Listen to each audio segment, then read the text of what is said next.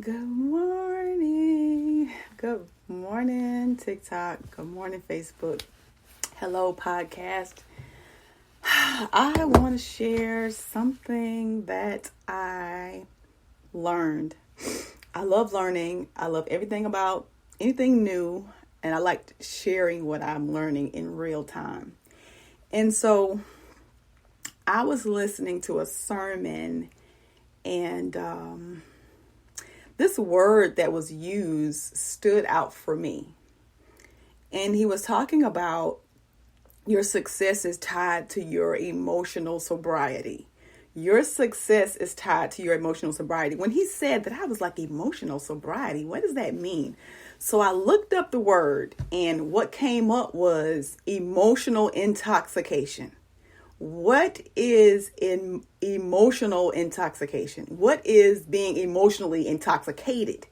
So emotional intoxication can be characterized by obsession and unhealthy dependence.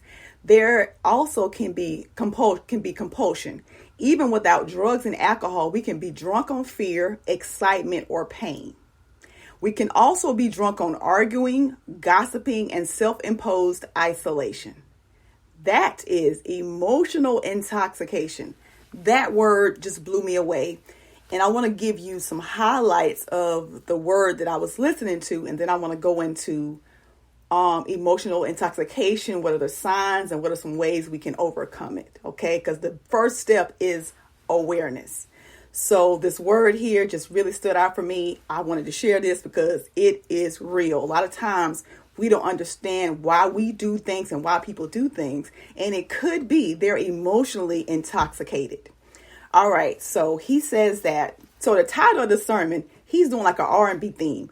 So the title of this sermon was called "I Bust Your Windows Out of Your Car." And if you know that song, have you ever heard that song before by Jasmine Sullivan? "I Bust Your Windows Out of Your Car." Right? That when somebody do something like that, they're emotionally intoxicated. They're emotional because you just check out. There are times when I've said things and done things. I have been emotionally intoxicated. So making the person hurt who hurt them. Making the person hurt who hurt them. You hurt so badly, you want the other person to hurt as well. And pain has levels. There are levels to pain, okay? Pain that agitates you. There's pain that agitates you. There's pain that paralyzes you. There's pain that allows you to still carry out your duties. There's pain that immobilizes you. There's pain that takes your appetite. There's pain that takes your sleep. Have you ever had a heart? You've been heartbroken. You're going through a heartbreak and you could not eat. You could not sleep. Emotionally intoxicated. Been there, done that so many times. The enemy uses pain to provoke us into temptation of retaliation, to inflict hurt upon the person that hurts us. Let me say that again. The enemy uses pain to provoke us to temptation of retaliation, to inflict hurt upon the person that hurt you. We must realize that this will also hurt us. This will also hurt us. If they did not love you well enough not to hurt you, then you need to love yourself well enough not to continue to hurt you. Okay? There is some responsibility that we must have to steward our soul. Our soul is our mind, will, emotions, imaginations. Okay? Just because you call it love doesn't mean it was love. Just because we call it love does not mean it was love. If you don't love you, you don't have the capacity to love them. And love sometimes mean I don't give you what you want. I may not say things that you want to hear. Okay? That wasn't love. That was pleasing. So was you loving that person or was you pleasing that person? For me, it was a lot of pleasing, a lot of people pleasing. Okay? We must continue to do the inner work to manage our unbridled emotions. Busting windows out of the car is unbridled emotions. Okay, that's unbridled emotions. Even though we have feelings, our feelings shouldn't have us. Even though we have feelings, our feelings should not have us. It's one thing it's one thing for feelings to be in us. It's another thing for us to be in our feelings. And we say it all the time. And we say these things unconsciously. I'm in my feelings. I'm just in my feelings right now. I'm just in my feelings right now. How many times have you said that? Have you heard somebody say that? My success, your success requires your sobriety. Your success requires your sobriety. Spiritually, relationally, emotionally. When you're drunk, you entertain things you wouldn't entertain when you were sober. Emotionally intoxicated. When you're drunk, you entertain things you would not entertain when you were sober. You need sober friends to remind you of what not to do. Girl, don't do that. Girl, don't go to his house. Do not send that text message. Put the phone down. Don't do that. Do not go scratch his car. Do not go call that girl. Do not go to that girl's house. Emotionally intoxicated, okay? Alcohol is not the only intoxicating agent. Emotionally intoxication is dangerous. Alcohol is not the only intoxicating agent. Emotionally intoxication is dangerous. Have you ever found yourself in a situation and you wanted to retaliate? You wanted to hurt that person because you were hurting? I know I have. Can I be honest? I caught my ex taking some girl to lunch and I knew something wasn't right. So I sat across the street and I waited. I'm at work. I'm at work. Forget work. I'm going to see what's going on. I'm sitting there across the street. I see this car pull up. And he gets out and he opens the door. He opened up for me. All this stuff is going on in my head now. So he gets out the car. He opened the car door for her. She gets out. She got flowers. He done took her to lunch. I pull up like, what's up? What's going on? What's this? What is this? What is going on here? So he didn't want to talk about that there. He wanted to go around the corner to his mom's house. What did we did that for? I was looking at the car. I wanted to scratch that car. I wanted to beat that. I don't know why I wanted to do that, but that's how I felt. I was emotionally intoxicated. Okay? Child, let me tell you what. We had words or whatever. We had like an altercation. I knocked his glasses off his face, and when those glasses fell, I just stomped him.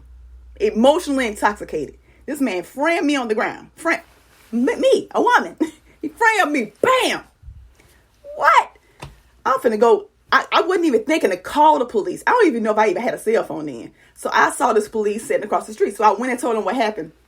We came back. They was talking or whatever. You know who they arrested? They arrested me. CDB. They arrested me. They said I provoked this. Emotionally intoxicated. You know what I should have done? Packed his bags up, been done with him. I was emotionally intoxicated. And we do things with these emotions. We don't even realize we just doing stuff numb. And I have also been on the other end of it. Me and this person, and I don't know why I kept attracting people who were abusive. And I thought it was okay because that's what I saw growing up. So that was for me, love hurt. Love was abuse. Love was pain. You put up with stuff because I seen other people do it. So this situation right here, me and this person had an argument. We was at a club. It was, I was intoxicated in another way. Both. So we had an argument, whatever. He's like, let me out the car. We come down this dark road. I was like, okay, get out, whatever. I'm just gonna go home later. I'm tired. I'm intoxicated. Can I be honest? I get home. I'm in the bed. He done caught a ride to the house. I wake up to this right here around my neck. Okay? This around my neck. Lifting me up out the bed. Emotionally intoxicated this person was. I looked this person. I was looking in this person. I didn't see anything. I just saw just rage. It was like he wasn't even himself. Emotionally intoxicated. He went to jail that Saturday. It might have been that Sunday morning by the time everything transpired. He got out like Wednesday. Who picked him up out of the jail? Met his parents there. Picked him up. Apologized. Oh, it's okay. It's all good. He got charged. He ended up going to court. I was like, we were upset. It was just, I don't want to see this person get in trouble. Like, it just, everything got out of hand. Nevertheless, this person had to do community service. Not even community service. So they had to take anger management classes every Tuesday at from 6 to 7. Guess who was taking this person to anger management classes? I put up with way more than what I should put up with. Emotionally intoxicated. This stuff is real. When I say this stuff is real, it is real. And we do not understand it until we look back on our lives. There may be times now I might be like triggering some things and some emotions in you now, some memories in you now, and you thinking about a time when you were emotionally intoxicated or you were involved in an altercation with another person who was emotionally intoxicated. All right, so that's just my business. I don't mind telling my business. Let me get into the rest of this. What behaviors show me that I am addicted? You can be in the grip of emotional intoxication without even knowing it. This is why you must pay attention to those behaviors which you dislike, but which you adapt in spite of everything, right? I saw those behaviors, but I adapted to it. I was emotionally intoxicated. So here are some signs. Being constantly on the defense. An emotionally intoxicated person is withdrawn and generally misinterprets the actions or words of others, considering them attacks. Your emotions create blockages in you, and therefore we only see negative or what we think directly affects you.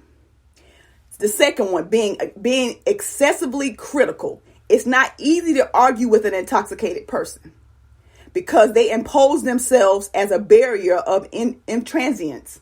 I looked that word up and I was like, what does that word mean?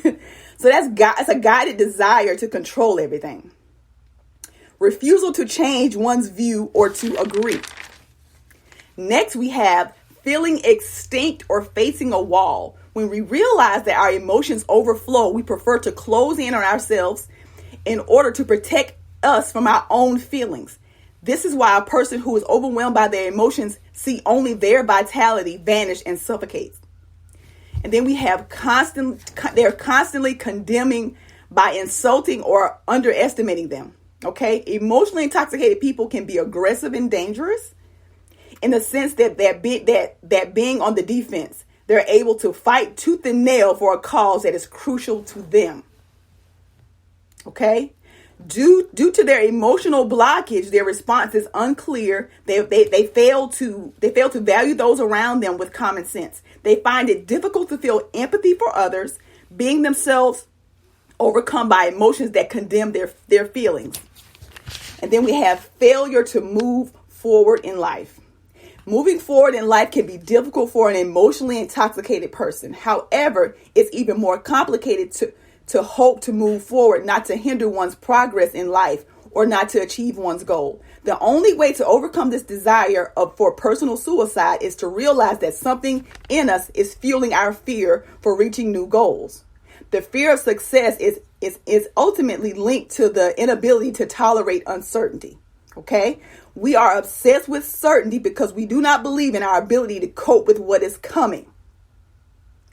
Let me say that again. We are obsessed with certainty because we do not believe our ability to cope with what's coming. The fear of success.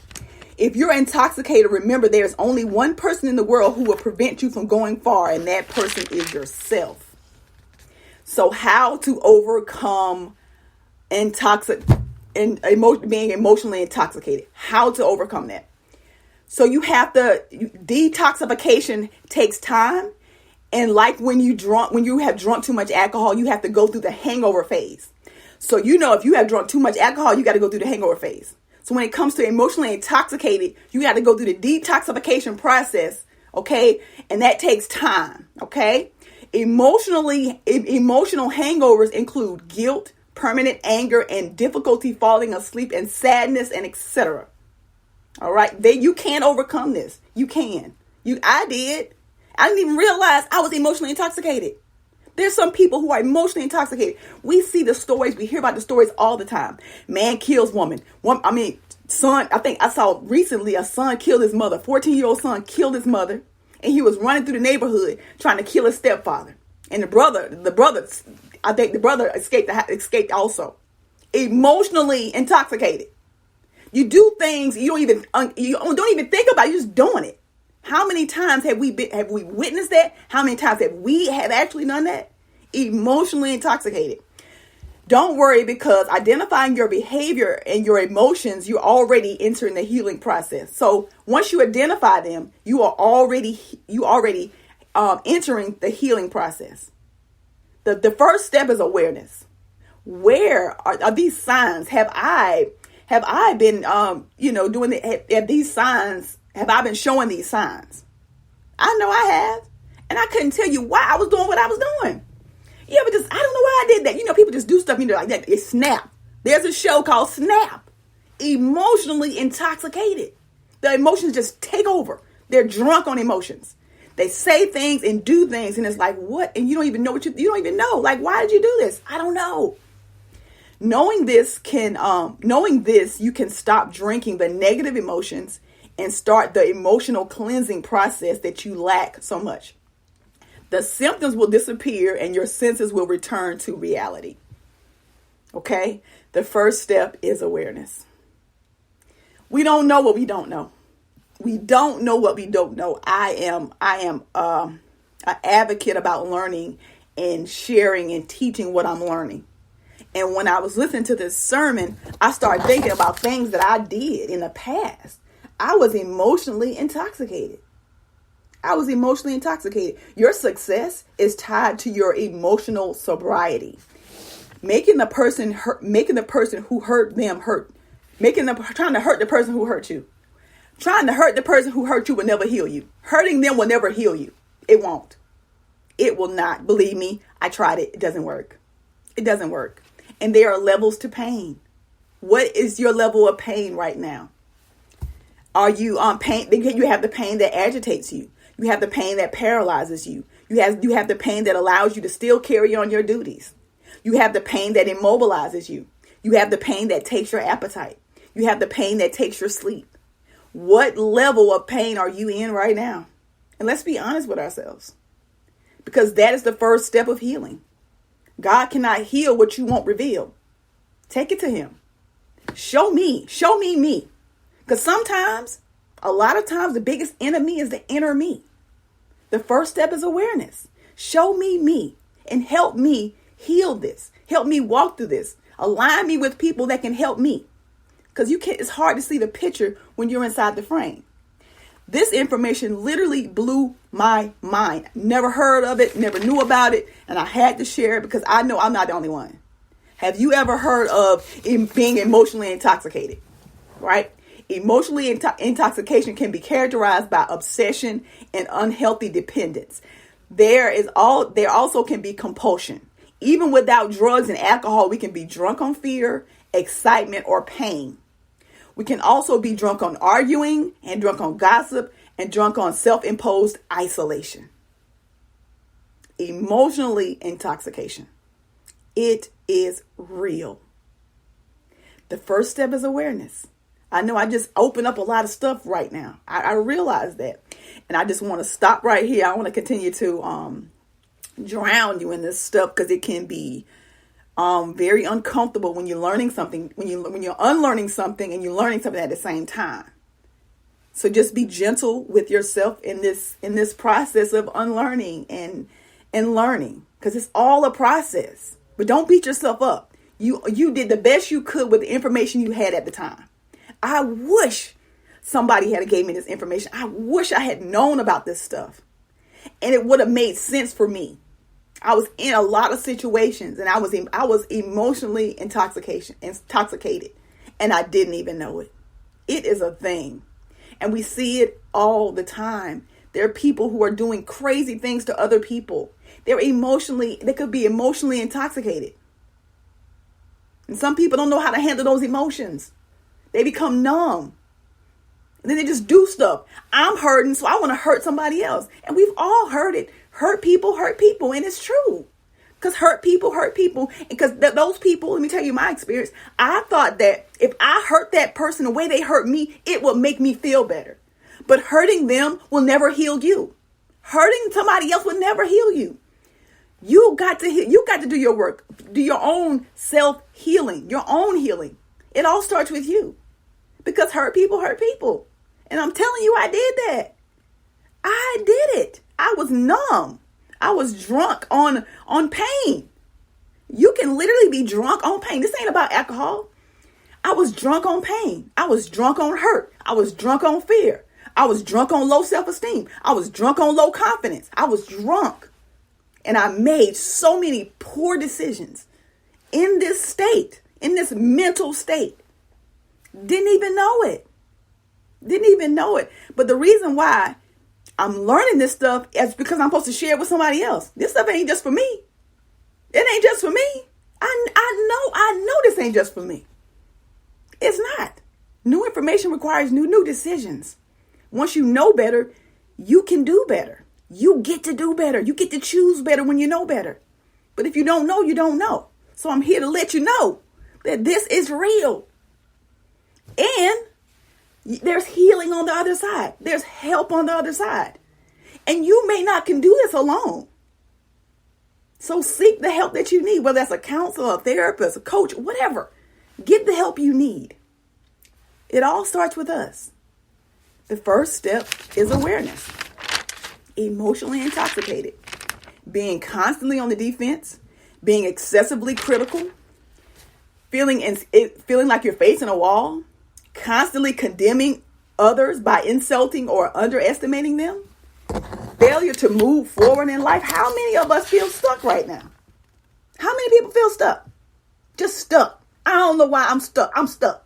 I can't. It's like I can't move forward. I can't move backwards. I feel like I'm repeating the same thing over and over again. And that's the way I felt. I felt like I was repeating the same thing over and over and over again. I was emotionally intoxicated. It is a real thing. And it has absolutely nothing to do with alcohol. Drunk on pain. Drunk on excitement. Drunk on fear. Drunk on doubt. Drunk on insecurity. Drunk on low self-esteem. Drunk on it. Stuck. Stagnant. Your life will get better when you get better. It's hard. I know this is hard to hear. I was so convicted when I heard it. I had to go and do some research. I said, I want to be able to teach this thing. I want to be able to talk about this thing. I want to be able to know what I'm talking about. Because I'm telling you, I was there. I was definitely there. And when he was talking about this sermon, I said, let me go back and get some notes. And then I'm going to go look up this word and I'm going to break this word down. I'm going to give you the symptoms and I'm also going to give you the ways to overcome it, because we can give people a bunch of information and it's like, what you do with the information, right? What do you do? What do you do with it? So the first step is awareness. And remember that going through this detoxification is like a hangover. If you ever been drunk, you know how you feel afterwards. After you've been drunk, the next day you feel like, oh my God, my head hurts. I'm thirsty. I'm just tired. I'm drained. Hello. If you know, you know. If you know, you know. And so it's important for us to be aware. It's important for us to seek this information that we don't even know we need. I didn't even know I needed this. And I needed this a long time ago. Nevertheless, I forgive myself, right? I forgive myself for what I did when I didn't know anything about this, nor when I didn't know who I was. Emotionally intoxicated. I used to get it so used to it become a part of you and you accept it after a while, but it's not God's plan. So I had to get in his presence and allow him to heal and direct me. That's it. Amen. I never knew the name of it either. I was like, when he said that word, it was like emotional sobriety. I was like, what does that mean? Emotional sobriety. So I went in the definition. I looked it up and then it said emotional intoxication. And I was like, oh my God. And then memories started coming up of times when I was emotionally intoxicated and I was acting in that drunken state. In that drunken state, I was acting on that. Right? There's so many things I did in that emotional state. There's so many things that were done to me in that emotional state. And I'm looking at this person like, who is this person? This man is putting his hands on me. And why did I think it was okay to continue to stay? And then I started making excuses because I didn't want to. I'm telling you, when you're in these abusive relationships, you don't want, this is my experience. You don't want to tell anybody because you're ashamed. You're afraid, and you don't want anybody to know because you ain't ready. You're not done with that person. So I'm not about to tell nobody what this person did because I forgave him and they ain't going to be forgiven as I am. Right? So I would keep those things and say, don't tell nobody. They don't tell nobody. And a lot of times when you find out the person, it's too late, right? It's too late. Or you find out after they have gotten out of the relationship, I never knew, right? They could put on makeup to cover those bruises up. I'm telling you, I had this man, nails was in my neck. I had scratches in my neck. And I went to the barbershop. My barber was like, somebody been fighting on you. And I was like, nobody gonna fight me. Shame. I was shamed and embarrassed. You don't tell anybody because you're ashamed. But nobody can help you if you don't tell. Never again. You right, sis. Never again. Never, ever. Period. But in that state, my self-esteem, though, every time a man put his hands on you, whether you were in a situation with several ones or that one consistent one, every blow, your self-esteem is gone. Every blow, your self-confidence is gone. Your self-confidence is gone. Every blow, your self-love is gone. Every blow, your self-esteem is gone. That's how I felt. I felt like I deserved that. And that's real. And that brought emotions up. And that's okay. It's okay to have emotions and let them go because they're not here to stay. But I'm telling you, when you know better, you do better. And it all starts with us loving ourselves, respecting ourselves, and taking care of ourselves and doing our work so we can pick better. We can pick better. Because at the end of the day, we chose these people. Growing up, I didn't see healthy relationships. So for me, I didn't know what that looked like. So I stayed longer than I should. I put up with more than I should have because I didn't know. You don't know what you don't know. So this is my plea to anyone who's in a situation where somebody is putting their hands on you. That ain't love. It never was. That's not love. Somebody hitting on you, that's not a person that loves you. And I pray that you get out as safely as you can because sometimes it's hard. You don't know how to get out because if you get out, they're going to follow you. They're going to try to kill you. So you got to get out as safely as you can. So I wanted to share that. Let me stop this podcast.